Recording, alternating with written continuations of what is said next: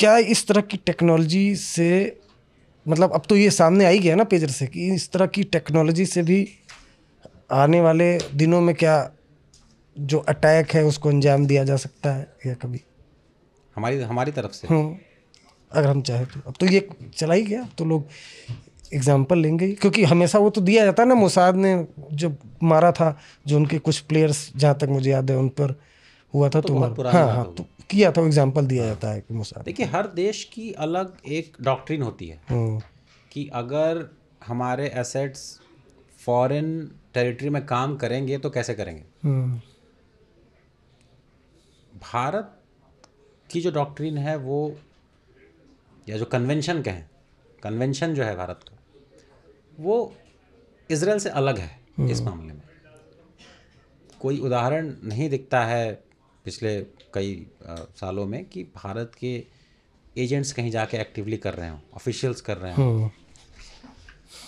हमने जो खबर की थी उसमें हमने परिणाम दिखाया था, एंड दिखाया था। मीन्स के बारे में कैसे हो रहा है थोड़ा बहुत आपको अंदाज़ा होगा, थोड़ा बहुत कई चीज़ों के बारे में अभी बहुत क्लैरिटी नहीं है, लेकिन मीन्स के बारे में हमारी डॉक्ट्रिन इजराइल की तरह नहीं है। आपका ये कहना बिल्कुल ठीक है कि चीज़ें अब बदल जाएंगी, क्योंकि इंटेलिजेंस को कई चीज़ें पता होती हैं। जब इस तरह की चीज़ें पब्लिक लाइफ में होने लगती हैं, जब खबरें बनने लगती हैं, लोग देखते हैं ऐसा हुआ है, तो कल को पॉलिटिकल लीडरशिप ये कह सकता है कि हम ये क्यों नहीं कर सकते। वो एक कॉन्वर्सेशन शुरू हो जाती है। तकनीकी तौर पे क्या ये संभव है?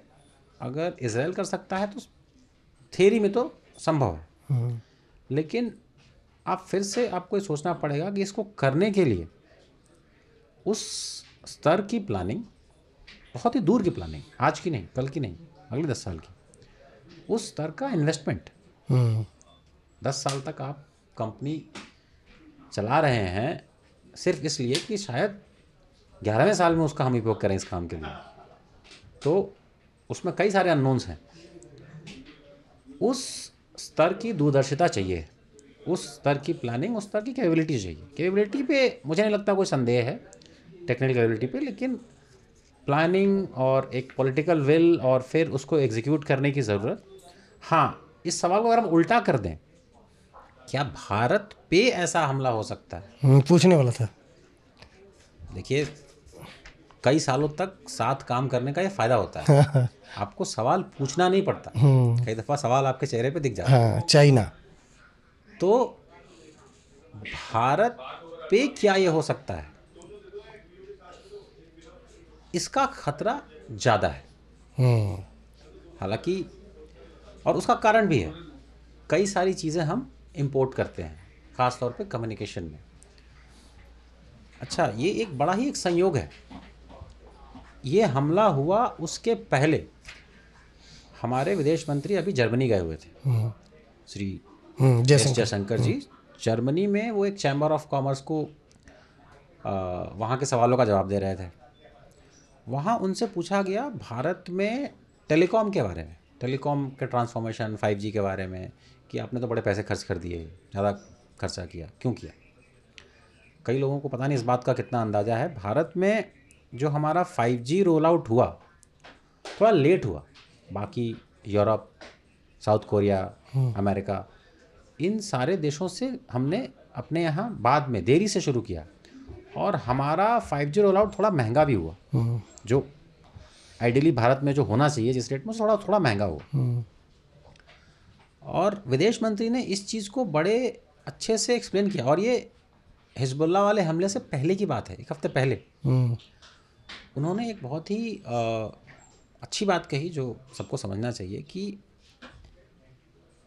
जो हम टेलीकम्युनिकेशन की बात करते हैं और सिक्योरिटी, सुरक्षा, ये तो अलग अलग चीज़ें नहीं हैं।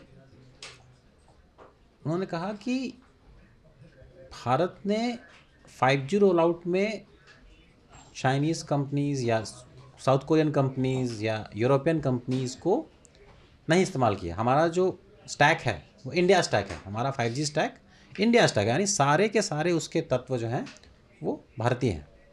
हमने कोई आर्किटेक्चर में फॉरेन एलिमेंट इस्तेमाल नहीं किए।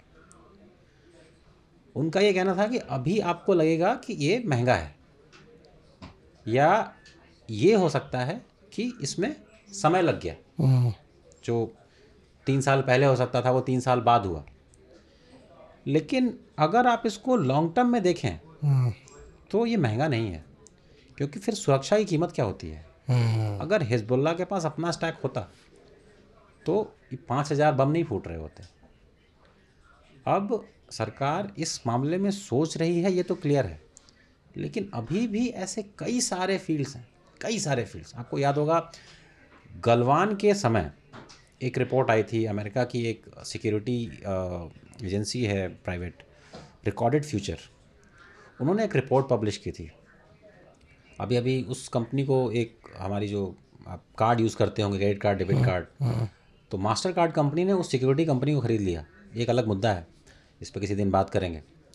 उस साइबर सिक्योरिटी कंपनी ने ये खुलासा किया था कि गलवान के समय भारत के कई पावर ग्रिड्स पे चाइना की तरफ से साइबर अटैक हुए।